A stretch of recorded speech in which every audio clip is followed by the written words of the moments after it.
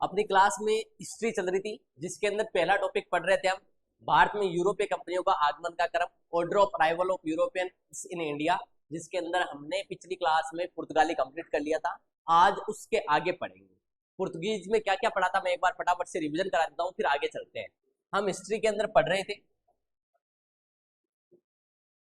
सबसे पहले हम लोगों ने देखा था कि जो इंडिया की हिस्ट्री है इसको हिस्टोरियन जेम्स मिल के द्वारा 3 पार्ट्स में डिवाइड किया गया, एंशिएंट, मेडिवल और मॉडर्न। ठीक है, एंशिएंट हिस्ट्री हम सिंधु घाटी सभ्यता से स्टार्ट करते हैं 2600 ईसा पूर्व से। मेडिवल हिस्ट्री 712 ईस्वी से या फिर 1192 ईस्वी से करते हैं। 712 को भारत के अंदर पहला मुस्लिम आक्रमण होता है और 1192 को भारत में दूसरा तराइन का युद्ध होता है। इसके बाद में हमने आधुनिक भारत की बात करी थी, मॉडर्न हिस्ट्री की, वो 1707 से स्टार्ट करता है या फिर 1757 से। 1707 में आपको बताया था कि मुगल बादशाह औरंगजेब की मृत्यु के बाद में आधुनिक भारत स्टार्ट होता है, या फिर 1757 प्लासी के युद्ध के बाद में आधुनिक भारत स्टार्ट होता है। कल की क्लास में हम पढ़ रहे थे पहला टॉपिक आपका यूरोपीय कंपनियों का आगमन का क्रम। भारत के अंदर अलग अलग देशों की अलग अलग कंपनियां आ रही है, किस लिए आ रही है? बिजनेस के लिए, व्यापार के लिए। उनका आने का जो सीक्वेंस था वो इस टाइप से था। सबसे पहले पुर्तगीज आए थे, सेकंड नंबर पर डच आए थे, थर्ड नंबर पर ब्रिटिशर्स आए थे, फोर्थ नंबर पर डेनिश आए थे, फिफ्थ नंबर पर फ्रांस वाले आए थे, फ्रांसीस आए थे, और सिक्स नंबर पर स्वीडिश आए थे। जिसके अंदर पिछली क्लास में हमने पुर्तगीज को बहुत डिटेल में कंप्लीट कर लिया है। फटाफट से मैं बता देता हूँ, फिर आगे चलते हैं। सबसे पहले हमने देखा था बार्थोलोम्यूज डियाज के द्वारा असांतरिक दक्षिण अफ्रीका की खोज की जाती है। 20 मई 1498 को वास्को डिगामा के द्वारा भारत के समुद्र मार्ग की खोज की गई थी। भारत के अंदर वो केरल के पश्चिमी तट के कालीकट बंदरगाह पे पहुंचता है। उसका मार्गदर्शक अब्दुल मलिक गुजराती एक व्यापारी था। इसको भारत में 60 गुना फायदा होता है और कालीकट के जेमोरिन मतलब राजा ने इसका स्वागत किया था। उसके बाद में इन लोगों ने 1503 में पुर्तगाली ईस्ट इंडिया कंपनी की स्थापना कहाँ पे? कोचिन, केरल के अंदर की थी। 1505 में इस कंपनी का पहला गवर्नर बना था जिसका नाम था फ्रांसिस्को डी अल्मेडा। 1509 के अंदर इनका दूसरा गवर्नर बनता है जिसका नाम था अल्फांसो डी अल्बुकर्क। उसके बाद में 1510 में इन्होंने गोवा पर कब्जा कर लेते हैं। किसको हरा के? बिरजापुर के सुल्तान को हराकर गोवा अपने अंडर में कर लेते हैं। उसके बाद में 1530 में इन्होंने गोवा को हेडक्वार्टर बना दिया था। 1556 में भारत के अंदर पहले यूरोपियन पुर्तगाली जो क्या लेके आए थे, भारत में प्रिंटिंग प्रेस लेके आए थे। और 1556 में भारत में क्या होता? पानीपत का दूसरा युद्ध हुआ था, जो किस किस के बीच में होता है? अकबर और हेमू के बीच में हुआ था। पानीपत के दूसरे युद्ध में अकबर की जीत होती है। पानीपत का पहला युद्ध इससे 30 साल पहले हुआ था, 1526 को हुआ था। ये बाबर और आपके इब्राहिम लोदी के बीच में होता है, जिसके अंदर बाबर की जीत होती है और यहीं से मुगल एम्पायर की स्थापना होती है। पानीपत का तीसरा युद्ध 1761 को होता है। ये मराठा और अहमद शाह अब्दाली के बीच में होता है, इसमें अहमद शाह अब्दाली की जीत हुई। उसके बाद में इन लोगों ने, ये आने का इनका सीक्वेंस था, कैसे कैसे आए वो सारी बातें बताई मैंने। उसके बाद में इन्होंने भारत के अंदर कृषि स्टार्ट करी। किसकी स्टार्ट करी? कई बार एग्जाम में पूछा हुआ है। तंबाकू, मक्का, आलू और मिर्ची की खेती भारत के अंदर कौन लेके आए थे? पुर्तगाली लेके आए थे। 19 दिसंबर 1961 को भारतीय थल सेना की ऑपरेशन विजय के तहत इनको हमने भारत से बाहर भगाया गया था। इसलिए हम 19 दिसंबर को क्या मनाते हैं? गोवा मुक्ति दिवस। एग्जाम में क्वेश्चन आता है गोवा मुक्ति दिवस कब मनाया जाता है, तो हमारा आंसर होता है 19 दिसंबर को। क्यों मनाया जाता है इसके पीछे हमने आज देख लिया। उसके बाद में हमने देखा था ये भारत के अंदर नीले पानी की नीति लेके आते हैं। नीले पानी की नीति क्या? इन्होंने अरब सागर पर एकाधिकार कर रखा था। अगर किसी को अरब सागर देखना तो इनसे परमिशन लेनी पड़ेगी। परमिशन पत्र, जो आपका परमिशन लेटर होता था, उसको कार्ड बोला जाता था। उसके बाद में हमने देखा था आगे कि ये भारत के अंदर स्थायित्व प्राप्त क्यों नहीं कर पाए, तो उसके 4 कारण पढ़े थे हम लोगों ने। एक तो इनसे पहले अरबिक व्यापारी भारत के अंदर व्यापार करते थे, उन्होंने इसका विरोध किया, अरबों ने इनका विरोध किया। दूसरा कारण था ब्राजील में इनको सोने की खाने मिल गई, इसलिए इनका ध्यान किधर चला गया? ब्राजील की तरफ चला गया। तीसरा कारण हमने देखा था अल्बुकर्क। अल्बुकर्क कौन था? इनका दूसरा गवर्नर है, 1509 में बना था, जिसको हम क्या बोलते हैं? पुर्तगाली साम्राज्य का वास्तविक संस्थापक। अल्फांसो डी अल्बुकर्क पुर्तगाली साम्राज्य का वास्तविक संस्थापक है और पुर्तगालियों का दूसरा गवर्नर है। उसने धार्मिक असहिष्णुता की नीति अपनाई। अल्बुकर्क ने क्या किया? धार्मिक असहिष्णुता की नीति अपनाई। क्या है धार्मिक असहिष्णुता? मतलब जो भारत के हिंदू या मुस्लिम जो भी लोग हैं, इनको कन्वर्ट करने की कोशिश की जा रही थी किसी के अंदर? ईसाई धर्म के अंदर, इसलिए हम लोगों ने इनका विरोध किया। चौथा कारण था अल्बुकर्क ने ही भारतीय महिलाओं की शादी किससे कराने की कोशिश की? पुर्तगालियों से कराने की कोशिश की, इसलिए हम लोगों ने इनका विरोध किया और ये भारत के अंदर स्थायित्व प्राप्त नहीं कर पाई। ये सारी चीजें हमने पुर्तगालियों के अंदर पढ़ी है। आज अपना पुर्तगाली कंप्लीट हो चुका है। सेकंड नंबर है अपना इसी टॉपिक के अंदर। आज पढ़ेंगे अपन सेकंड डच।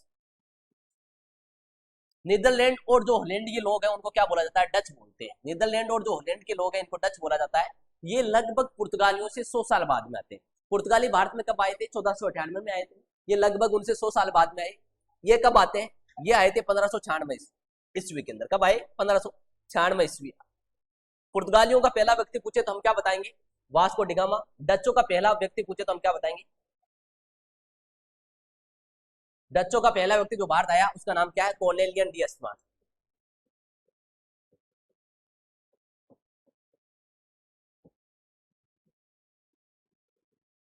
ठीक है।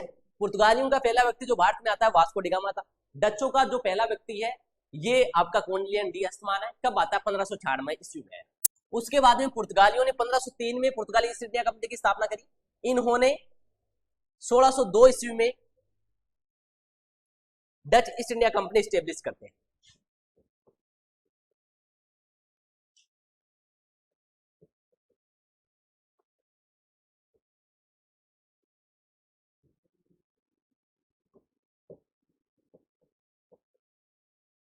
इन्होंने डच ईस्ट इंडिया कंपनी कब स्टेब्लिश की? 1602 में की। 1605 के अंदर ये भारत के अंदर क्या लगाएंगे? पहली फैक्ट्री लगाएंगे। अगर एग्जाम में पूछे डचों ने फैक्ट्री कब लगाई तो 1605 में।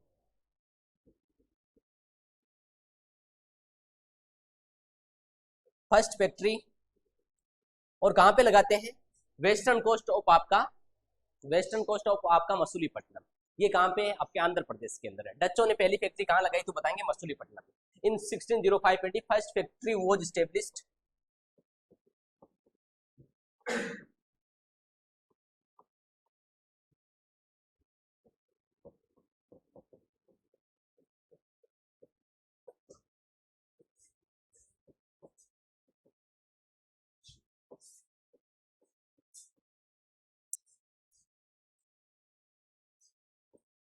ये मसूलीपट्टनम कहाँ पे है बच्चों? आंध्र प्रदेश के अंदर है। क्लियर है? 1605 में इन्होंने, दोबारा से सुन लो, डच आए थे लगभग पुर्तगालियों से 100 साल बाद में आते हैं। पुर्तगीज इंडिया के अंदर 1498 में आए थे, जिनका पहला व्यक्ति वास्को डिगामा था। डचों के अंदर जो पहला व्यक्ति आता है 1596 में आता है। कौन आता है? कॉर्नेलियन डी एस्टमान आता है। 1602 को डच ईस्ट इंडिया कंपनी की स्थापना होती है। 1605 को इनकी पहली फैक्ट्री लगती है। कहाँ पे लगती है? पूर्वी तट मसूलीपट्टनम आंध्र प्रदेश के अंदर लगती है। जितने भी ये यूरोपियन कंपनी जा रही है इनकी जो कंपनी का नाम क्या होता है? ईस्ट इंडिया कंपनी आता है। ये भारत के इंडस रिवर के उस साइड आए थे, इसलिए इनको क्या बोला जाता है? ईस्ट इंडिया कंपनी बोलते हैं। हम लोग, हमारे ऊपर लंबे टाइम तक रूल अंग्रेजों ने किया, इसलिए अंग्रेजों की ईस्ट इंडिया कंपनी याद रखते हैं। इन कंपनियों का अलग अलग नाम है, शॉर्ट में हम इनको क्या बोलते हैं? ईस्ट इंडिया कंपनी देते हैं। इससे पहले हमने पुर्तगाली पढ़ा था तो उसके अंदर भी हमने पुर्तगीज ईस्ट इंडिया कंपनी की बात करी थी। अब डच पढ़ रहे हैं तो डचों के अंदर भी क्या है? डच ईस्ट इंडिया कंपनी है। स्थापना होती है 1602 के अंदर। ठीक है। 1605 में इनकी क्या लगती है? पहली फैक्ट्री लगती है। एग्जाम में सबसे इंपॉर्टेंट क्वेश्चन यहाँ से बनता है, इनकी मेन फैक्ट्री कहाँ पे थी, कब लगी? इनकी मेन फैक्ट्री पूछे आपसे, किसकी? डचों की मेन फैक्ट्री आपसे पूछे तो इनकी मेन फैक्ट्री थी भाई,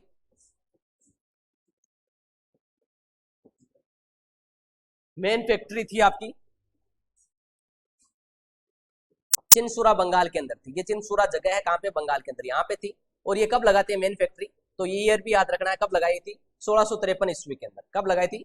1653 AD के अंदर इनकी मेन फैक्ट्री बनती है। कहाँ पे पड़ती है? चिनसुरा, बंगाल। ये एग्जाम में कई बार पूछा हुआ, थोड़ा सा ध्यान रखना है। डचों की मेन फैक्ट्री कहाँ पे थी? हम बताएंगे चिनसुरा, बंगाल के अंदर थी। कब लगाई? 1653 के अंदर। आए थे 1596 के अंदर, फैक्ट्री मेन लगाती है 1653 के अंदर। उसके अलावा आगे ध्यान रखना आपको, ये छोटी छोटी बातें हैं, थोड़ा सा लिख लेना। अब आगे चलते हैं इसके बाद में नेक्स्ट। इसके बाद में जो मेन जो इंसिडेंट है ये 1759 के अंदर होता है। 1759 के अंदर क्या हुआ था? तो एक बैटल होता है, किस किस के बीच में? डचों और किसके बीच में? ब्रिटिशर्स के बीच में। ये क्यों हुआ था? थोड़ा सा याद रखना हमें। ये बैटल होने के पीछे कारण है क्या है? क्योंकि जहां पे डचों की पहली फैक्ट्री है, कहाँ पे? वेस्टर्न कोस्ट आपका मसूलीपट्टनम है, यहीं पे ब्रिटिशर्स भी अपनी पहली फैक्ट्री लगाएंगे। कब लगाएंगे? 1611 के अंदर लगाएंगे। वैसे तो ब्रिटिशर्स की पहली फैक्ट्री 1608 में सूरत में लग जाती है, लेकिन वो बंद करनी पड़ती है। वापस कहाँ पे लगाएंगे? पूर्वी तट मसूलीपट्टनम में लगाएंगे। अब दोनों की फैक्ट्रियां पास पास में, वर्चस्व की लड़ाई होगी। जो जीतेगा वो आगे क्या करेगा? वहां पे व्यापार करेगा, शासन करेगा। अब इन दोनों के बीच में एक बैटल होता है, इंपोर्टेंट है, हिस्ट्री के लिहाज से एग्जाम में पूछा जाता है। 1759 में कौन सा बैटल होता है? तो हम बताएंगे बैटल ऑफ वेदरा या वेदेरा। बैटल ऑफ वेदरा, या फिर इसी को वेदेरा बोलते हैं, वेदरा बोलते हैं। और इसी को बैटल बोलता है हुगली का बैटल। एग्जाम में क्वेश्चन आएगा बैटल ऑफ वेदेरा, वेदरा या हुगली का बैटल कब हुआ? आंसर होगा 1759 को हुआ था। किस किस के बीच में हुआ आपसे पूछे तो हम बताएंगे ये बैटल होता है ब्रिटिशर्स वर्सेज डचों के बीच में हुआ। ठीक है। ब्रिटिशर्स की तरफ से कमांडर था यहाँ पे, ब्रिटिशर्स की तरफ से जो कमांडर था वो रॉबर्ट क्लाइव था भाई। ब्रिटिशर्स की तरफ से जो सेनापति था वो कौन था? रॉबर्ट क्लाइव था। इनके बीच में होता है। और इस बैटल के अंदर जीत किसकी होती है? ब्रिटिशर्स की होती है। हार किसकी होती है? आपके डच होते हैं। डच लॉस्ट द बैटल,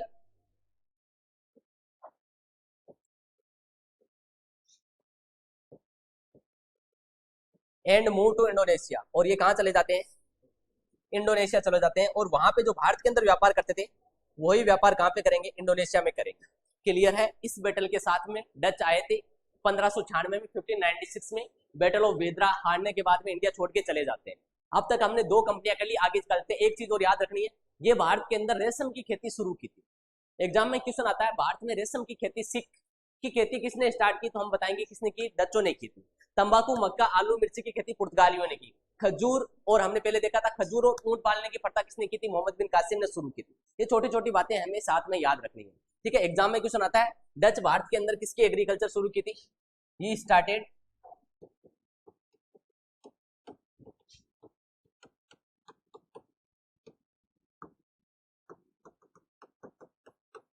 रेशम की खेती शुरू की भाई। रेशम की खेती कौन लेके आता है भारत के अंदर, तो हम बताएंगे डच लेके आए थे।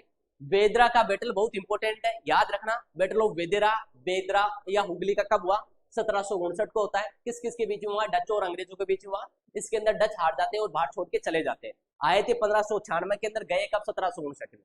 ठीक है, ये चले गए। आगे अगले टॉपिक में ये सारी चीजें लिंक होगी, तो अभी छोटी छोटी बातें याद रखनी। ठीक है। इसमें ब्रिटिश कमांडर कौन था, रॉबर्ट क्लाइव था। आगे नाम आएगा, रॉबर्ट क्लाइव कौन होगा, बंगाल का फर्स्ट गवर्नर होगा।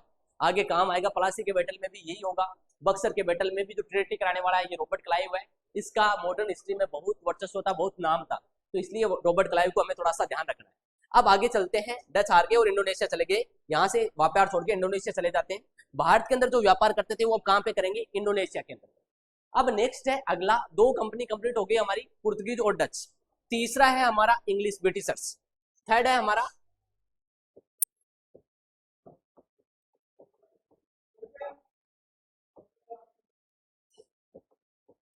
ब्रिटिश और इंग्लिश। याद रखना ये ब्रिटिशर्स है, ब्रिटिशर्स है। इनसे पहले कौन आ गए थे भाई, इनसे पहले हमारे डच आ गए थे। ब्रिटिशर्स से पहले हमारे डच आ चुके हैं, और डचों से पहले कौन आ गए थे हमारे, तो डचों से पहले हमारे पुर्तगीज आ गए थे। दोनों चीजें साथ में याद रखेंगे। पुर्तगीज में पहला व्यक्ति जो भारत आया वो वास्को डी गामा था।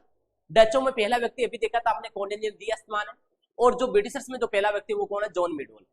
पुर्तगीज में जो पहला व्यक्ति है वो भारत आ रहा है, वो कब आ रहा है, तो हम बताएंगे पुर्तगीज में पहला व्यक्ति आ रहा है 1498 में। और फर्स्ट ट्रेवलर कौन था, फर्स्ट ट्रेवलर पूछे तो हम क्या बताएंगे, वास्को डी गामा। ठीक है। डचों में पहला व्यक्ति जो भारत आया कब आया, 1596 को आया था।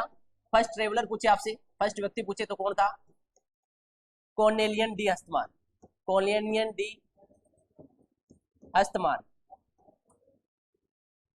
ब्रिटिशर्स में जो पहला व्यक्ति जो भारत आया कब आता है, 1599 के अंदर। डच और ब्रिटिशर्स लगभग साथ में आते हैं। इनका जो पहला व्यक्ति है वो कौन आता है, जॉन मिडहोल। जॉन मिडहोल कौन आता है, जॉन मिडहोल। आई होप ये आपको चीजें याद हो जाएगी। पुर्तगालियों में पहला व्यक्ति जो भारत आया वास्को डी गामा आया था, कब आया था, 1498। पुर्तगीज से लगभग 100 साल बाद में डचों का पहला व्यक्ति आता है, कब आता है, 1596 में। कौन आता है, कॉर्नेलियन डी अस्तमान। अंग्रेज और डच लगभग साथ में आते हैं। अंग्रेजों का पहला व्यक्ति जो भारत आया वो था जॉन मिडहोल, कब आया था, 1599 ईस्वी में। क्लियर है। ये छोटी छोटी चीजें याद रखनी है। इन लाइनों के अंदर 3-3-6 क्वेश्चन बन गए, हमें पता होना चाहिए। पुर्तगालियों का पहला व्यक्ति वास्को डी गामा है, डचों का पहला व्यक्ति कॉर्नेलियन डी अस्तमान है, और ब्रिटिशर्स का पहला व्यक्ति कौन है, जॉन मिडहोल है। पुर्तगाली भारत के अंदर 1498 में आए थे, डच कब आए थे, 1596 में आए थे, और अंग्रेज कब आते हैं, 1599 के अंदर। क्लियर है। अंग्रेज आए 1599। अब अंग्रेजों से पहले भारत के अंदर कौन आ चुके भाई, अंग्रेजों से पहले भारत के अंदर डच आ गए, डचों से पहले कौन आ गए, पुर्तगीज आ गए। जैसे ही अंग्रेज भारत के अंदर आए, इन्होंने देखा हमारे से पहले डच और पुर्तगाली, जिसको हम सोने की चिड़िया बोला जाता था, भारत को सोने की चिड़िया बोला जाता, उसको लूट लाट के तो कौन ले गए, ये डच ले गए, पुर्तगाली ले गए। अब भारत में तो कुछ बचा नहीं, हम हो गए लेट। इन्होंने आते ही सबसे पहले 31 दिसंबर 1600 AD को ब्रिटिश ईस्ट इंडिया कंपनी की स्थापना करते हैं। ठीक है, British east India company establish करेंगे भाई।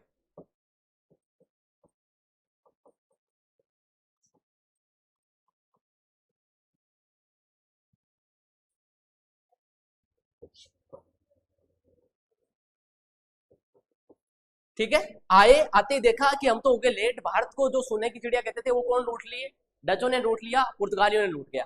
तो आते ही 1599 को आए थे। 31 दिसंबर 1600 ईस्वी को आपके अंग्रेजी ईस्ट इंडिया कंपनी की स्थापना होती है। ये कैसी कंपनी है, तो हम बताएंगे ये एक प्राइवेट कंपनी थी भाई। कैसी कंपनी थी, ये एक कंपनी प्राइवेट कंपनी थी, ये छोटी छोटी चीजें लिखनी है भाई आपको, ठीक है, कोई समझ में नहीं है पूछ लेना। प्राइवेट कंपनी थी, इसके जो पार्टनर थे वो 270 थे, 217 लोगों ने मिलकर इस कंपनी की स्थापना की।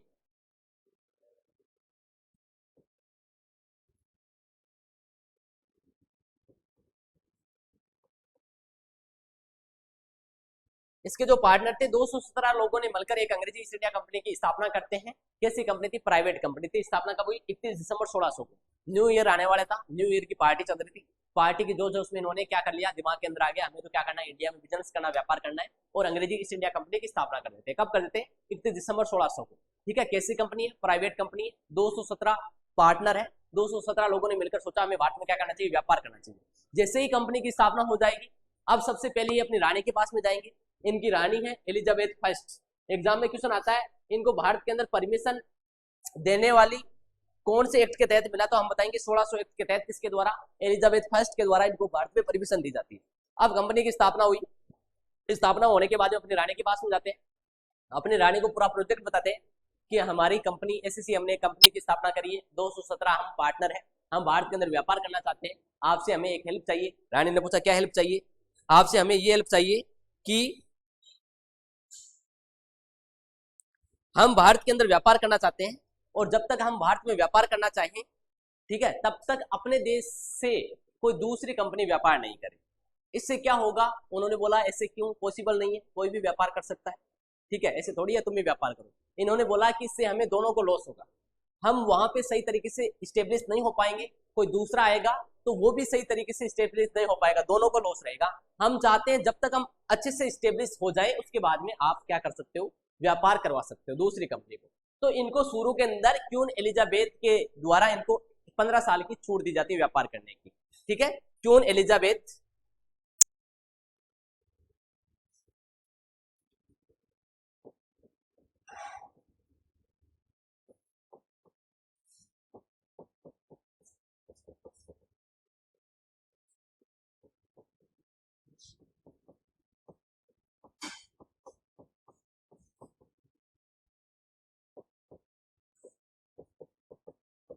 कितने साल की छूट दी जाती है? 15 साल की।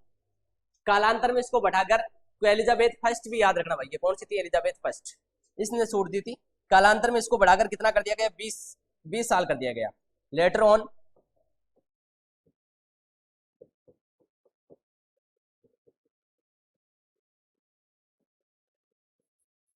कालांतर में इसको बढ़ाकर कितना कर दिया गया भाई? 20 साल कर दिया गया। क्लियर है? दोबारा से बोल देता हूं, एलिजाबेथ के द्वारा इनको भारत के अंदर व्यापार करने की छूट दी जाती है। शुरू में 15 साल की छूट दी गई, कालांतर में बढ़ाकर कितना कर दिया? 20 साल कर दिया गया। पहले शुरू में 15 साल इन्होंने व्यापार किया, जैसे 15 कंप्लीट होने लगे वापस रानी के पास में अपना प्रोजेक्ट बताया, हमारा एससीसी कंपनी है, हम एससीसी व्यापार करना चाहते हैं, तो रानी ने खुश होकर 20 साल कर दिया। ये प्रोसेस चलती जाती है। ये प्रोसेस कब तक चलती जाती है? जैसे 1600 के अंदर कंपनी की स्थापना हुई, 1600 से इनको छूट कब मिली? 1615 में रानी के पास वापस गए, अब 20 साल की ले ली, तो कितना हो गया?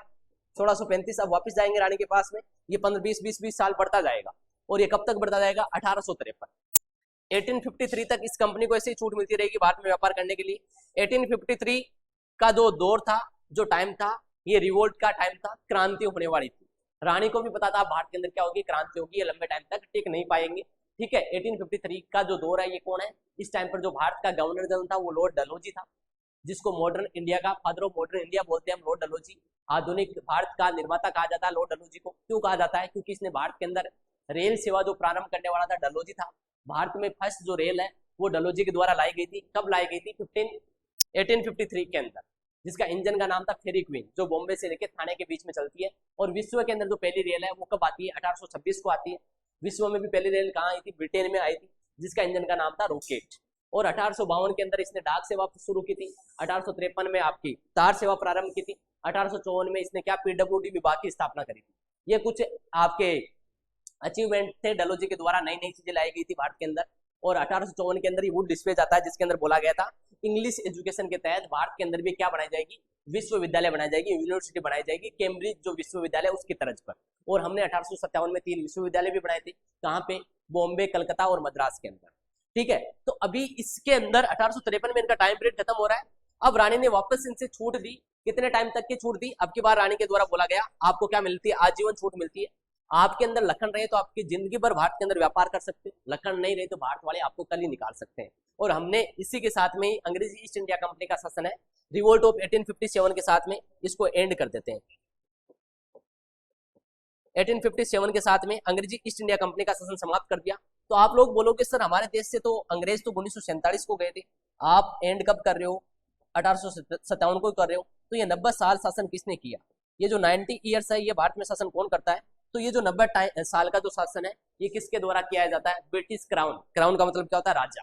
अब क्राउन है वो अपने अधीन ले लेता है शासन, और वो क्या करेगा? भारत के अंदर शासन करेगा। कब से कब करेगा? 1857 से लेके 1947 तक। और जो गवर्नर जनरल हुआ करता था उसका पद नाम क्या कर दिया गया? वॉइसरॉय।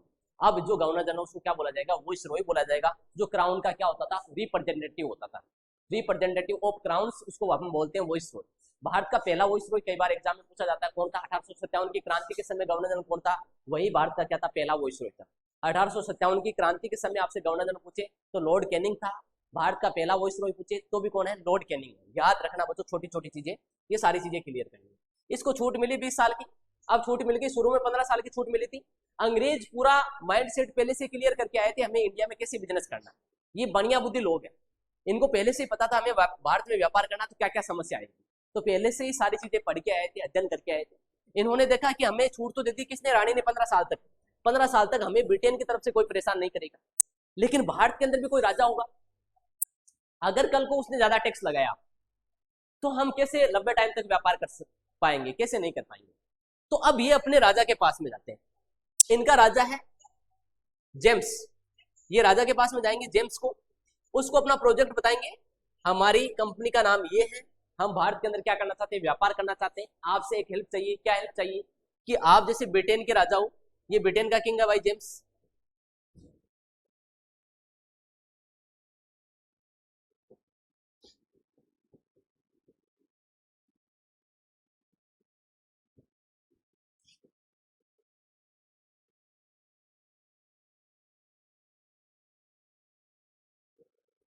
ठीक है।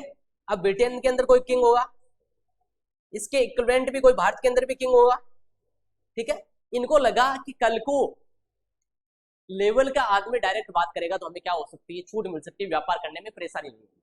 तो ये अपने राजा के पास में जाते हैं, अपने राजा को पूरा प्रोजेक्ट बताते हैं, हम भारत के अंदर क्या करना चाहते हैं? व्यापार करना चाहते हैं, हमारी ये कंपनी है, हमें रानी ने 15 साल की छूट दी है, आपसे एक हेल्प चाहिए। क्या हेल्प चाहिए? हम चाहते हैं जैसे आप ब्रिटेन में राजा हो, इससे भारत के अंदर कोई राजा होगा। ब्रिटेन में राजा कौन है इस टाइम पर? इस टाइम पर ब्रिटेन में राजा था भाई जेम्स। और भारत में इस टाइम पर कौन था राजा? या आप मुगल एम्पायर बोल सकते हो, कौन था? जहांगीर। जहांगीर, ये जहांगीर है यहाँ पे। तो बोला गया आपके इक्विवेलेंट भारत में कौन है? जहांगीर बेटा है। हम चाहते हैं हम व्यापार करेंगे, तो कल को जहांगीर ने ज्यादा टैक्स लगाया तो हमें समस्या होगी। आप मेरे से क्या चाहते हो? हम आपसे ये चाहते हैं कि हम भारत में व्यापार करना चाहिए, तो वो हमारे ऊपर टैक्स कम लगाए, हमें थोड़ी सी व्यापार करने की परमिशन दे। तो पता करा जहांगीर कैसा व्यक्ति है, तो बोला ऐसा व्यक्ति ढूंढ के लाओ। राजा ने बोला वो उसके बराबर क्या है? तो जहांगीर को क्या है? बहुत अच्छा बोलते, शराब का शौक था, शराब पीने वाला था, उसके इक्विवेलेंट शराब पी सकता है। दूसरा, जहांगीर अंग्रेजी नहीं समझता था। कौन सी लैंग्वेज आती थी जहांगीर को? फारसी, और उसके बराबर फारसी बोलने वाला हूँ। अब जेम्स ने जहांगीर के दरबार में 2 राजदूत भेजे। कई बार एग्जाम में क्वेश्चन आता है, राजा जेम्स के द्वारा जहांगीर के दरबार में क्या भेजे जाते हैं? 2 राजदूत भेजे जाते हैं। कौन कौन से, कैसे कैसे भेजे गए? पहला जो व्यक्ति था उसको बोला गया इस टाइप का व्यक्ति होना चाहिए जो जहांगीर के बराबर में क्या पी सकता है? दारू पी सकता हूँ। दूसरा क्या कर सकता हूँ? फारसी भाषा जानते हैं। अब फारसी नहीं जानता हो तो कोई दुभाषिया होगा, तो उन दोनों की बातों के बीच में डील होगी तो उसमें इतना मजा नहीं आएगा, कन्वर्ट नहीं कर पाएगा। एक सेम लैंग्वेज वाला बोलने वाला होता है, एक दुभाषिया होता है। दुभाषिया का मतलब समझते हो? जैसे मैं अंग्रेजी नहीं समझता हूँ, ठीक है, मेरे से बात करने वाला अंग्रेजी वाला है, तो अब सामने एक व्यक्ति और बैठा रहेगा जो अंग्रेजी और हिंदी दोनों आता है, वो मुझे कन्वर्ट करके हिंदी में समझाएगा कि अंग्रेजी में ये कहना चाहता है, तो उसमें इतना मजा नहीं आता। एक डायरेक्ट सेम लैंग्वेज जानते हैं तो थोड़ा सा बात करने में थोड़ा मजा आता है। तो ऐसा व्यक्ति होना चाहिए, एक तो जहांगीर के बराबर में क्या हो? फुल बेवड़ा हो, दारू पी सकता हो। दूसरा क्या हो? फारसी जानता हूँ। ऐसा ब्रिटेन में व्यक्ति पूछ के लाते हैं और राजा के द्वारा इनके बीच में क्या भेजा जाता है? एक मैसेज भेजा जाता है, हम आपके साथ में बिजनेस करना चाहते हैं, व्यापार करना चाहते हैं, आपसे क्या चाहिए? छूट चाहिए। जो पहला व्यक्ति इनको मिला था वो था कैप्टन हॉकिंस। पहला व्यक्ति जो जहांगीर के दरबार में भेजा गया था वो था कैप्टन हॉकिंस।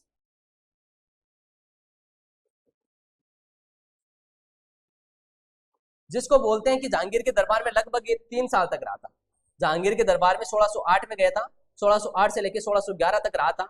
लेकिन बोलते जहांगीर ने इसकी टक्का भर भी बात नहीं मानी। ठीक है, ये इसके लिए ये भी बोलते हैं जहांगीर के लिए अपने बेटे की बनी हुई अच्छी सी वाइन लेके गया था। भारत में उस टाइम पर वाइन नहीं हुआ करती थी, हम तो वो जो घर पे बनाते हैं अद्दे वाले पावे वो पीते थे, ये अच्छी दारू लेके जाता है। जहांगीर को बोलता था क्या तू पीता है, पावे पीता रहता है, तेरे आंतड़े पूरे गड़ गए, ये पी हमारी वाइन पी। ठीक है, और पीने के बाद में जहांगीर से बोलता था साहब एक साइन करना। जहांगीर बोलता नहीं, घोड़ा घास से दोस्ती करेगा तो खाएगा क्या। ठीक है, तू क्या सोचता है मुझे चढ़ गई। ठीक है, अपने को चढ़ती नहीं है। तो जहांगीर ने बोलते इसकी टक्का भर भी छूट नहीं मानी, टक्का भर भी इनको छूट नहीं थी। लेकिन अंग्रेज जल्दी से हार नहीं मानने वाले थे, अंग्रेज जल्दी से हार नहीं मानने थे। कैप्टन होकिंस 1608 से 1611 के लिए दरबार में रहा था। इसको बोलते हैं जहांगीर ने 300 का एक पोस्ट होती है, 300 का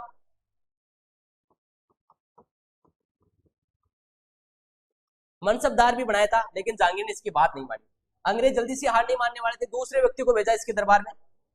ठीक है, उस व्यक्ति का नाम था sir Thomas Roe. Sir Thomas Roe ये क्या होता है 1615 से लेकर 1616 तक आया था। ये पहले कैप्टन हॉकिंस से मिलके आया था। तो कैप्टन हॉकिंस ने बोला था जहांगीर तो तेरी बात मानेगा नहीं, मैं भी 3 साल खप के आया हूँ, वो तो तेरी बात मानने वाला नहीं।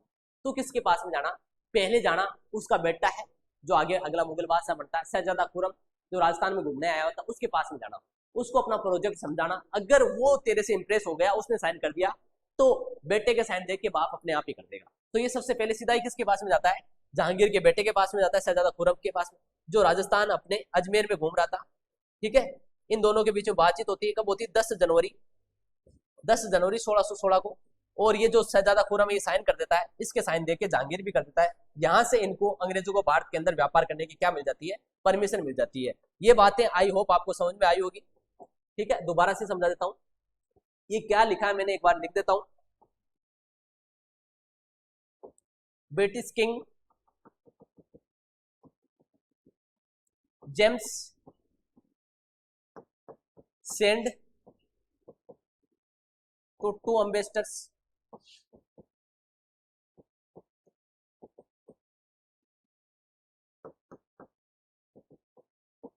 मुगल एम्पायर जहांगीर।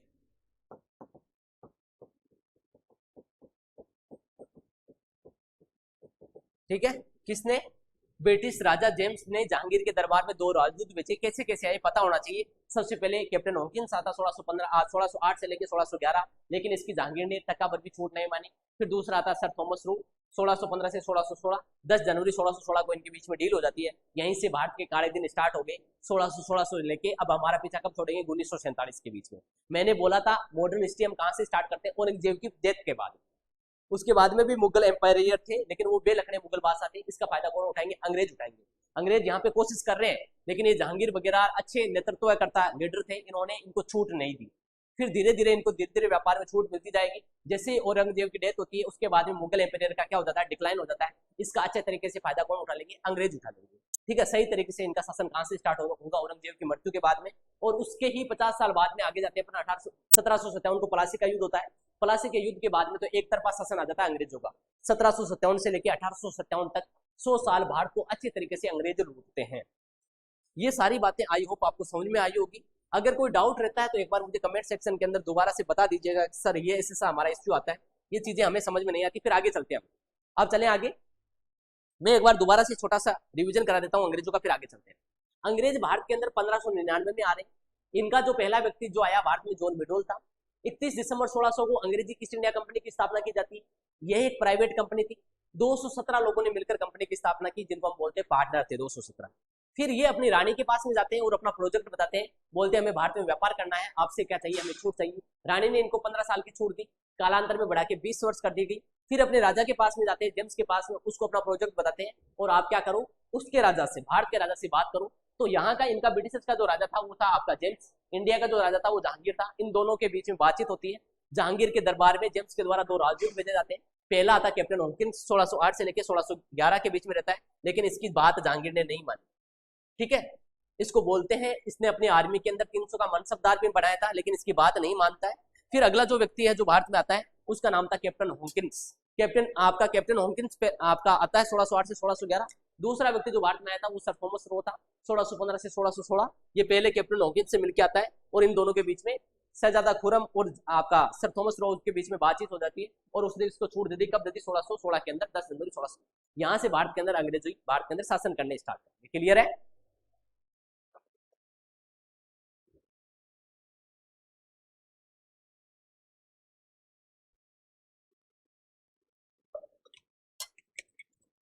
कई बच्चों के कमेंट आते हैं, फोन आते हैं कि सर आप बहुत तेज पढ़ाते हो, हमें समझ में कम आता है। हो सकता है किन्हीं बच्चों ने, क्योंकि ये क्लास सबके लिए चलती है, किसी ने पहली बार पढ़ रहा है उसको समस्या रह सकती है। अगर यहाँ से प्रॉपर आप स्टार्ट करोगे, आप प्रॉपर वीडियो देखोगे, सुनोगे, तो आपको बहुत अच्छी क्लास लगेगी, आपका नॉलेज बहुत अच्छा बढ़ेगा। इन क्लासों को लेकर आप गवर्नमेंट जॉब की कोई भी एग्जाम है उसको क्रैक कर सकते हो। ये बहुत अच्छे लेवल की क्लास है, बेसिक से लेके हाई तक पढ़ाया जा रहा है। चाहे आप किसी भी एग्जाम की तैयारी करो, सब में काम आएगी। अगर कोई इश्यू होता है फास्ट पढ़ाने का, धीरे पढ़ाने का, हिंदी मीडियम, इंग्लिश मीडियम, तो आप वीडियो को धीरे धीरे रोक के देखो, आराम से देखो, 2 की स्पीड में मत देखो, 1 की स्पीड में देखो। या फिर ज्यादा इश्यू आता तो आप एक बार मुझे दोबारा से सजेशन देना कि सर इस टाइप से पढ़ाओ, तो कोई दिक्कत नहीं, उसका समाधान किया जाएगा। लेकिन ये जो क्लासेज है आपके लिए बहुत बेटर होने वाली है। इनको डेट्स को कैसे याद रखोगे?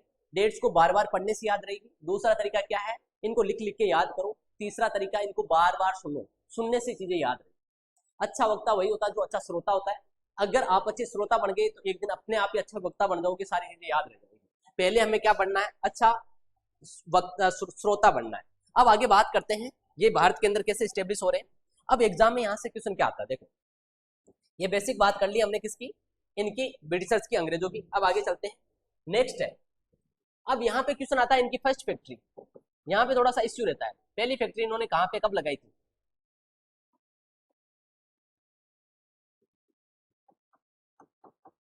पहली फैक्ट्री, मैं 2 बार लिख रहा हूं, समझना बच्चों।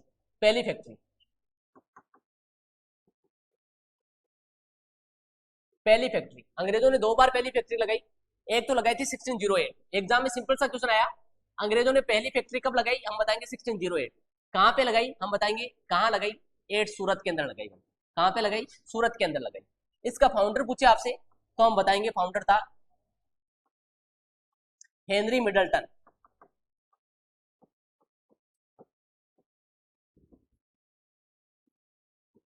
इसका फाउंडर कौन था? हेनरी मिडल्टन था। फिर मैंने वापस लिखा पहली फैक्ट्री, अंग्रेजों ने पहली फैक्ट्री वापस कब लगाई? 1611 के अंदर। ये कहां पे लगाई? जहां पे डचों ने पहली फैक्ट्री लगाई थी। डचों ने कहां पे लगाई थी पहली फैक्ट्री? तो डचों ने पहली फैक्ट्री लगाई थी वेस्टर्न कोस्ट ऑफ मसूलीपट्टनम। यहाँ पे ये अंग्रेज अब क्या लगाएंगे? पहली फैक्ट्री लगाएंगे वेस्टर्न कोस्ट,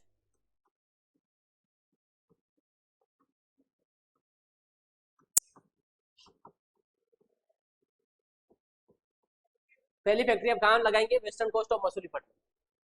क्लियर है? अब नेक्स्ट है, ये मसूलीपट्टनम मैंने बता दिया कहां पे था भाई, आंध्र प्रदेश। अब यहाँ पे एग्जाम में क्वेश्चन सिंपल सा आता है कि अंग्रेजों ने पहली फैक्ट्री कब लगाई। सर आपने 2 बार बताया, हमारे एग्जाम में क्वेश्चन आएगा तो सही कैसे करना है, गलत कौन सा करना है?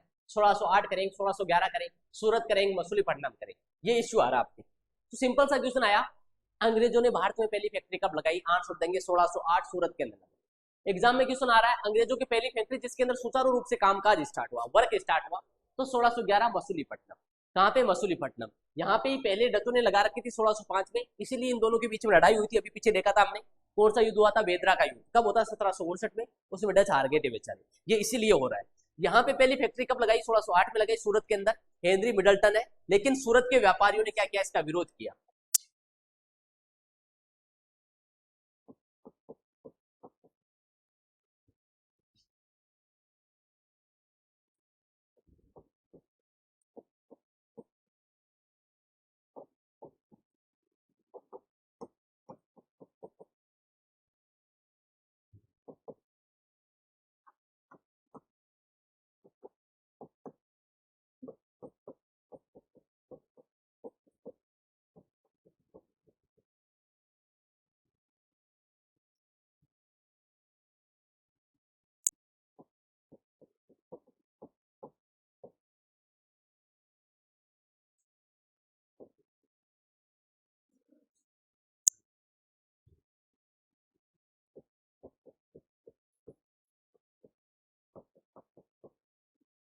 ठीक है, ये सूरत के व्यापारियों ने क्या करा दी? इस फैक्ट्री को बंद करा दी। किसके उकसाने पर? पुर्तगालियों के उकसाने पर।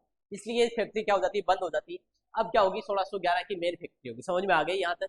दोबारा से सुनना, हमने कैसे पढ़ रहे हैं, तरीके से समझना बच्चों। हमने अब तक क्या पढ़ा था, एक बार मैं छोटा सा दोबारा से बता देता हूँ आपको। हमने पहले सबसे पहले ब्रिटिश रिसर्च में देखा है 1599 में पहला व्यक्ति है जॉन मिडोल आता है भारत के अंदर। 31 दिसंबर 1600 को इन्होंने अंग्रेजी ईस्ट इंडिया कंपनी की स्थापना करी। ठीक है, उसके बाद में इन्होंने रानी से 15 साल की छूट ली भारत के अंदर व्यापार करने के बाद में।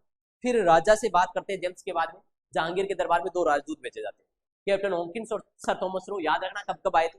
उसके बाद में 1608 में भारत के अंदर पहली फैक्ट्री लगाते, जो सूरत के व्यापारियों ने क्या करा दी, इनको बंद करा दी। जिसका कारण क्या था, क्यों बंद करा दी, क्योंकि इन्होंने पुर्तगालियों ने इनको उकसाया था, भड़काया था। उसके बाद में 1611 में वापस पहली फैक्ट्री लगाते, कहाँ पे, वेस्टर्न कोस्ट ऑफ मसूलीपट्टनम। अब तक ये 4 डेटे पढ़ी, आई होप आपको समझ में आ गया होगा। वीडियो रोक के एक बार समझना, फिर मैं आगे दोबारा से समझाऊंगा। अब आगे चलते हैं नेक्स्ट। 1611 तक हो गया था। 1632 के अंदर क्या होता है, इन 1632 एडी, बच्चों ध्यान रखना। 1632 ईस्वी के अंदर गोलकुंडा एक जगह का नाम है, जो कहां पे है, उड़ीसा के अंदर है।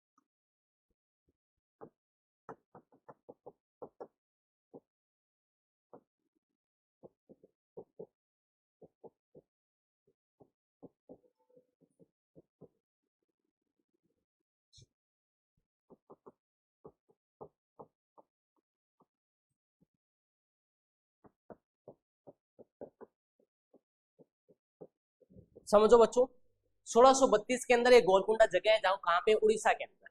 उसका जो गोलकुंडा का जो सुल्तान है, सुल्तान का मतलब राजा है, उसने क्या किया, 500 पगोड़ा, 500 पगोड़ा का मतलब है सिक्कों के अंदर गोलकुंडा का सारा व्यापार अंग्रेजों को बेच दिया। अंग्रेजों ने इसके तहत 1633 में हरियार उड़ीसा के अंदर फैक्ट्री की स्थापना की। इसको क्या बोलते हैं, गोल्डन फरमान बोला जाता है। क्लियर है, मैंने क्या लिखा है, 1632 में गोलकुंडा के सुल्तान ने सारा का सारा गोलकुंडा का व्यापार अंग्रेजों को बेच दिया। कितने रुपए में, 500 पगोड़ा के अंदर। पगोड़ा का मतलब है सिक्कों के अंदर बेच दिया अंग्रेजों ने। इसके तहत 1633 के अंदर हरियर उड़ीसा के अंदर फैक्ट्री की स्थापना करी। कहां पे फैक्ट्री की स्थापना करी, हरियर उड़ीसा के अंदर। आई होप ये सारी चीजें आपको समझ में आई होगी। अब देखो आगे, छोटा सा है, ये बता दिया मैंने पॉइंट, इतना इंपॉर्टेंट नहीं एग्जाम के पॉइंट ऑफ से, फिर भी हमें पता होना चाहिए। नेक्स्ट आगे, इसके बाद में क्या होता है, अब यहाँ से मेन चीजें हैं, याद रखनी है। अब जो चीजें स्टार्ट हो रही है इंपॉर्टेंट है, ध्यान रखना। ये अपना भारत है, थोड़ा अच्छा नहीं बना, कोई बात नहीं, समझ जाना आप लोग। मैं यहाँ पे अंग्रेजों की प्रिंस स्टेट की बात करूंगा। अंग्रेजों की जो 3 मुख्य फैक्ट्री थी उसकी बात की जाएगी। ये अपना ऐसे समझो बच्चों, इंडिया है। इंडिया के अंदर अंग्रेजों ने जो 3 प्रिंस स्टेट बनाए थे, वो कहाँ कहाँ पे कैसे बनाए थे, वो समझने हमें।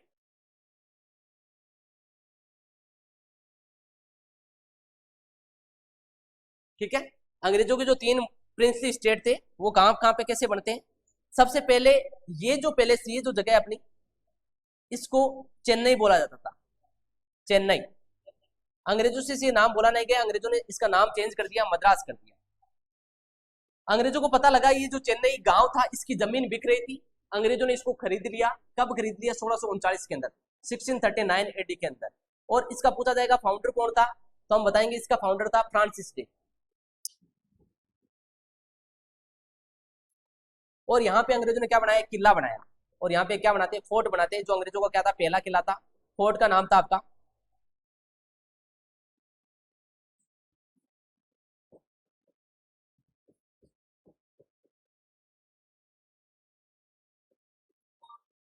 फोर्ट का नाम क्या था, फोर्ट सेंट जॉर्ज। अंग्रेजों ने 1639 ईस्वी में एक गांव, चेन्नई नामक गांव खरीदा और वहां पे क्या बनाया, फैक्ट्री की स्थापना करते हैं। और फाउंडर था फ्रांसिस डे। और इसी के तहत इन्होंने क्या किया, एक किले की भी स्थापना की। किले का नाम है फोर्ट सेंट जॉर्ज। फिर अंग्रेजों को पता चला एक गांव है यहाँ पे, एक जगह आपकी बॉम्बे, बॉम्बे, बॉम्बे के अंदर क्या होता है, इन्होंने इसके 30 साल बाद में ये अंग्रेजों की तीन क्या होगी, प्रिंस स्टेट होगी, चेन्नई, बॉम्बे और एक अपना बंगाल बोल दो या कलकत्ता बोल दो, कलकत्ता बोल दो या बंगाल बोल दो, ठीक है, एक मिनट, ठीक है। अब क्या होता है यहाँ पे चेन्नई नामक जो मद्रास है 1639 में फाउंडर है फ्रांसिस डे, फोर्ट कौन बनाता है, फोर्ट सेंट जॉर्ज बनाता है। बॉम्बे के अंदर क्या हुआ इससे 30 साल बाद में, ठीक है, ये तीन अंग्रेजों की क्या प्रिंस स्टेट है, कौन कौन सी, बंगाल, बॉम्बे और आपकी मद्रास, ठीक है। इसके तहत इन्होंने क्या बॉम्बे के अंदर कब 1668 एडी के अंदर यहाँ पे फैक्ट्री लगाएंगे। इसका अगर फाउंडर पूछे आपसे, फाउंडर कौन था, गेराल्ड एंगियार,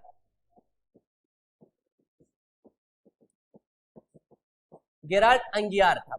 और यहाँ पे कैसे लगाएंगे, ऑन रेंट, और रेंट कितना होगा इसका 10 पौंड, पौंड क्या है भाई, ब्रिटिशर्स की करेंसी है भाई, अंग्रेजों की करेंसी। उसके इसके 30 साल बाद में अंग्रेजों ने पता चला 3 गांवों की जमीन और बिक रही है, उसको और खरीद लेते हैं। गांव के नाम है कालीकाटा, जिसको वर्तमान में कोलकाता बोलते हैं, कालीकाटा, सुल्तानाती और गोविंदपुर। और इसके तहत उन्होंने कालीकटा के अंदर कब लगा दी, 1698 के अंदर फैक्ट्री की स्थापना करते हैं, ये कालीकटा। और इसका फाउंडर कौन था, जॉब चोरनोक, जॉब चोरनोक। और यहाँ पे एक फोर्ट भी बनाएंगे, ये अंग्रेजों का दूसरा किला होगा, फोर्ट विलियम। एग्जाम में क्वेश्चन आएगा फोर्ट विलियम कहाँ पे, तो हम बताएंगे कहाँ पे, कलकत्ता के अंदर है। फोर्ट सेंट जॉर्ज कहाँ पे, हम बताएंगे चेन्नई के अंदर है। ये तीनों फैक्ट्रियां बहुत इंपॉर्टेंट है, ये अंग्रेजों की प्रिंस स्टेट बोली जाती है। यहीं से गवर्नर बनने स्टार्ट होंगे, जो आगे चल के भारत के गवर्नर जनरल बनेंगे, जो आगे चल के वाइसरॉय बनेंगे। पहले सबसे पहले इन तीनों जगह में अलग अलग गवर्नर बनेंगे, फिर उनका प्रमोशन होकर बंगाल का गवर्नर जनरल बनाया जाएगा, फिर बंगाल के गवर्नर जनरल का प्रमोशन होकर भारत का गवर्नर जनरल बनाया जाएगा। ये तीनों प्रिंस स्टेट बहुत इंपॉर्टेंट है, तो हमें पता होना चाहिए कैसे कैसे करते हैं। अब बात कर लेते हैं, यहाँ पे सबसे पहले 1639 के अंदर अंग्रेजों को पता चला कि एक गांव है, गांव का नाम है क्या है, चेन्नई। अंग्रेजों से बोला नहीं गया, उसका नाम कर दिया मद्रास। वर्तमान में इसको हम वापस किस नाम से जानते हैं, चेन्नई के नाम से जानते हैं। वापस हमने जब हमारा देश आजाद हुआ, इसको वापस क्या कर दिया, चेन्नई कर दिया। 1639 में इसकी स्थापना करते हैं, चेन्नई के अंदर फैक्ट्री लगाते हैं और यहाँ पे एक किला बनाते हैं, अंग्रेजों का पहला किला, एग्जाम में आया हुआ है। अंग्रेजों ने पहला फोर्ट कहाँ पे बनाया, किला कहाँ बनाया है, तो हम बताएंगे मद्रास के अंदर, और इसको मद्रास पट्टनम भी बोलते हैं। और 1639 में यहाँ पे फैक्ट्री लगाते हैं, संस्थापक है फ्रांसिस। उसके बाद में क्या होता है, 1639 में यहाँ लगा दिया। इसके बाद में क्या हुआ, मैं इधर बता रहा हूँ आपको, समझना बच्चों। इसको इधर कर देते हैं, थोड़ा सा विजिबल होगा सारा। अब मैं यहाँ पे लिख रहा हूं, फिर आगे क्या होता है, इन 1661 एडी, 1661 एडी के अंदर पुर्तगीज प्रिंसेस है भाई,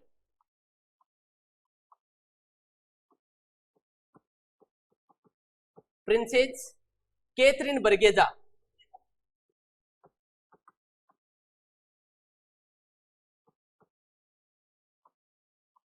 मैरिड विथ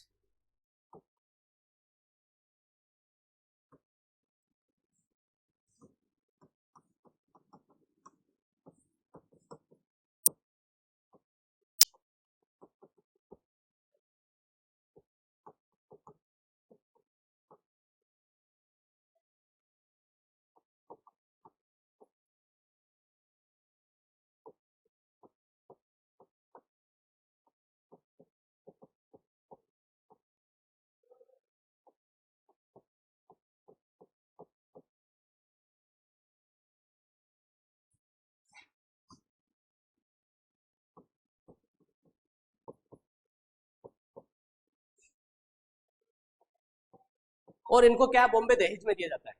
क्या लिखा मैंने, 1639 में इन्होंने मद्रास के अंदर फैक्ट्री लगाई, जिसका संस्थापक था फ्रांसिस डे। और यहाँ पे एक किले की भी स्थापना करती, जो अंग्रेजों का पहला किला है, फोर्ट जेंसो। 1661 के अंदर पुर्तगाली राजकुमारी कैथरीन बर्गेजा की शादी अंग्रेज राजकुमार चार्ल्स के साथ में होती है, अंग्रेज राजकुमार चार्ल्स के साथ में होती है। और इनको क्या दिया जाता है, बॉम्बे दहेज में दिया जाता है। राजकुमार का नाम क्या था भाई, चार्ल्स था, और इनको बॉम्बे क्या दिया गया, दहेज के अंदर दिया गया।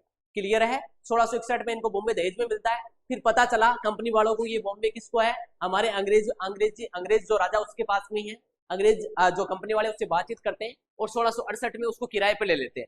कितना किराया होगा, 10 पौंड। पौंड क्या है, ब्रिटेन की करेंसी है भाई, ब्रिटेन की जो करेंसी है वो क्या है, आपकी पौंड है भाई। ब्रिटेन की करेंसी का नाम है पौंड, और 10 पौंड किराए के ऊपर लेके यहाँ पे क्या लगा देते हैं, फैक्ट्री की स्थापना करते हैं। संस्थापक पूछे तो हम क्या बताएंगे, गेरार्ड अंगियार है। उसके बाद में अंग्रेजों को पता चला कि 3 गांवों की जमीन बिक रही है, कौन कौन सी, कालीकटा, सुल्तानाती और गोविंदपुर। और कालीकटा के अंदर कहाँ पे फैक्ट्री लगा देते हैं, कोलकाता जिसको बोलते हैं, कलकत्ता बोलते हैं, बंगाल बोलते हैं, यहाँ पे फैक्ट्री की स्थापना कर देते हैं अंग्रेज। ठीक है, कब कर देते हैं तो हम बताएंगे 1698 को कर देते हैं। और इसका जो यहाँ पे एक किला भी बनाएंगे जिसका नाम होगा फोर्ट विलियम, और यहाँ पे फाउंडर कौन होगा, जॉब चोर्नो। ये जो बातें मैंने अभी बोर्ड पर बताई है ये बहुत इंपॉर्टेंट है आपके एग्जाम के पॉइंट ऑफ व्यू से, थोड़ा सा ध्यान रखना भाई। ये एग्जाम के पॉइंट ऑफ व्यू से जितनी चीजें हमने लिखी है इंपॉर्टेंट है, थोड़ी सी हमें ध्यान रखनी है। आगे चले, इसके बाद में आगे चलते हैं बच्चों। ये जो बातें बताई हैं अब आगे चलते हैं। ये अंग्रेजों की 3 मुख्य फैक्ट्रियां हो गई जिनको प्रिंस स्टेट बोलेंगे आगे, बहुत इंपॉर्टेंट है। मैंने जिस टाइप से ग्राफ बनाया इस टाइप से याद रख लोगे तो काम चल जाएगा अपना, इतने से काम हो जाएगा, ज्यादा कुछ करना नहीं है। अंग्रेजों के 2 किलों के बारे में बताया कि एग्जाम में क्वेश्चन आता है भारत के अंदर सबसे पहले फोर्ट किसने बनाया था, किला किसने बनाया, तो बताएंगे पुर्तगाली आई थी, पुर्तगालियों ने बनाया था। अंग्रेजों ने पहला किला कहाँ पे बनाया तो हम बताएंगे मद्रास के अंदर बनाया, किले का नाम क्या था, फोर्ट सेंट जॉर्ज था। एग्जाम में क्वेश्चन आया फोर्ट सेंट जॉर्ज कहाँ पे है तो हम बताएंगे मद्रास के अंदर। अंग्रेजों का पहला किला कहाँ पे था, मद्रास के अंदर। अंग्रेजों ने दूसरा किला कहाँ पे बनाया, विलियम, फोर्ट विलियम बनाया, जो कहाँ पे था, आप क्या कलकत्ता या बंगाल बोल सकते हो, जिसका संस्थापक कौन था, जॉब चोर्नो। अब एग्जाम में क्वेश्चन आता है बंगाल का पहला गवर्नर कौन था, Charles Eyre, first governor of Bengal. अगर आपसे पूछे first governor of Bengal,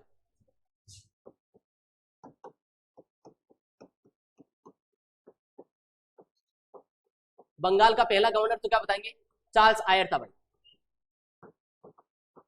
Bengal का पहला गवर्नर कौन था, चार्ल्स आयर था। क्लियर है। अब आगे चलते हैं। ये सारी बातें हो गई, सारी फैक्ट्रियां कर ली।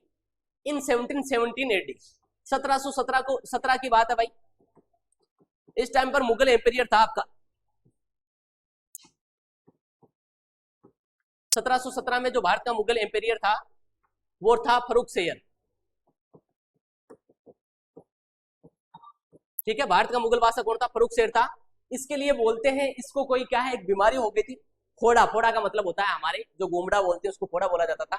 इंडिया के अंदर पहली मेडिकल कॉलेज की स्थापना कब होती है भाई, इंडिया के अंदर मेडिकल कॉलेज की स्थापना पूछे आपसे, मेडिकल कॉलेज भारत में कब आया था, तो हमारे मेडिकल पहले नहीं हुआ करते थे, 1835 में आते हैं।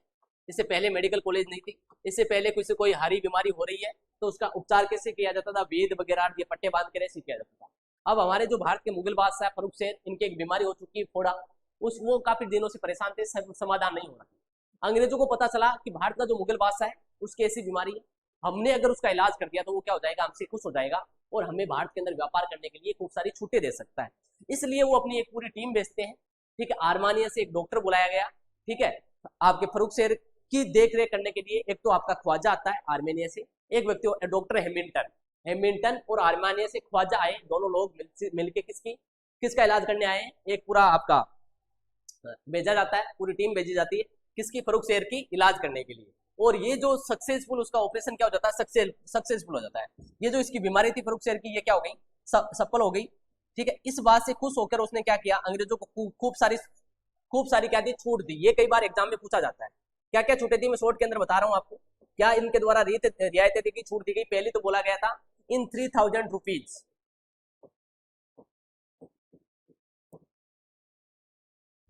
बंगाल का सालाना आपको टैक्स देना है, कितना देना है, ईयरली आपको 3000 रुपए देने। बंगाल का पूरा व्यापार किसका होगा, अंग्रेजों का होगा। दूसरी बात बोली गई 10,000 रुपए के अंदर सूरत फोर्ट है, ये किसका होगा, 10,000 सालाना किराया दो, सूरत फोर्ट आपका होगा। तीसरी बात बोली गई Bombay Taksaal, mint of Bombay Taksaal.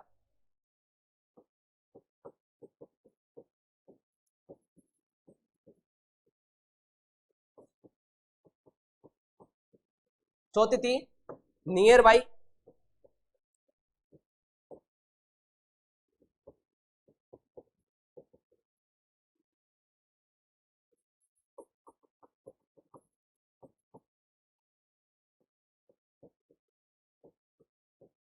Britishers क्या खरीद सकते हैं, जमीन खरीद सकते हैं। अंग्रेजों फर्रुखशेर इस बात से खुश होकर अंग्रेजों को खूब सारी रियायतें दी। क्या क्या रियायतें दी, तो ये 4 रियायतें देता है। एक तो 3000 रुपए में बंगाल का सारा व्यापार अंग्रेजों का होगा, सालाना टैक्स देना आपको 3000 रुपए। दूसरा, सालाना टैक्स देना 10,000 रुपए, सूरत बंदरगाह का व्यापार अंग्रेजों का होगा। तीसरा, बॉम्बे मिंट, मतलब अंग्रेज बंगाल के आसपास अपने सिक्के शुरू कर सकते हैं। ये मुगल बादशाह फर्रुखशेर अनुमति देता है, आने वाले टाइम में इससे होंगे। ये मुगलों के सिक्के बंद करा देंगे और पूरे भारत में सिक्के किसके चलेंगे, अंग्रेजों के चलेंगे। अभी मुगल बादशाह फर्रुखशेर इनको छूट दे रहा है भारत के अंदर अपने सिक्के चलाने की अंग्रेजों को, ठीक है। आने वाले टाइम में, वो भी कलकत्ता के आसपास, आने वाले टाइम में अंग्रेज क्या करेंगे, मुगलों के सिक्के बंद कर देंगे और अपने सिक्के भारत के अंदर शुरू कर देंगे, ठीक है। और चौथा पॉइंट था, कलकत्ता के आसपास ये रहने के लिए क्या कर सकते हैं, जमीन कर सकती है। ये स्टोनियन आर्म्स के द्वारा ये जो एग्रीमेंट हुआ था, इसको क्या कहा गया, मैग्ना कार्टा। स्टोनियन आर्म्स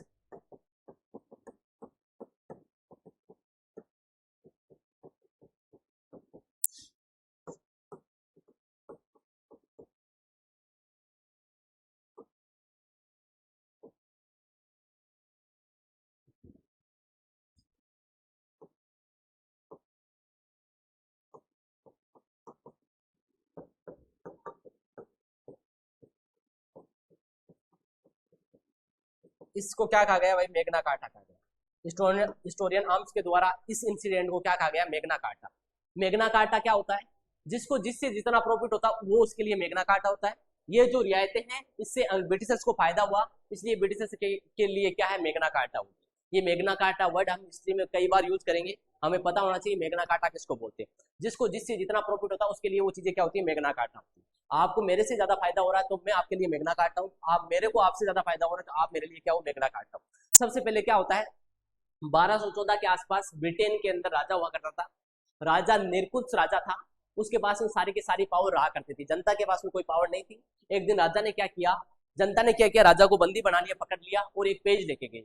उसके अंदर बोला गया, बंदी बना दिया कि तेरे को छोड़ेंगे नहीं, कुछ छूट हमें देनी पड़ेगी, सारी की सारी पावर तो अपने पास में नहीं रख सकता है। और उस पेज के अंदर राजा से साइन करा लेते, कुछ वो अपनी रियायतें ले लेते, छूट ले लेते हैं।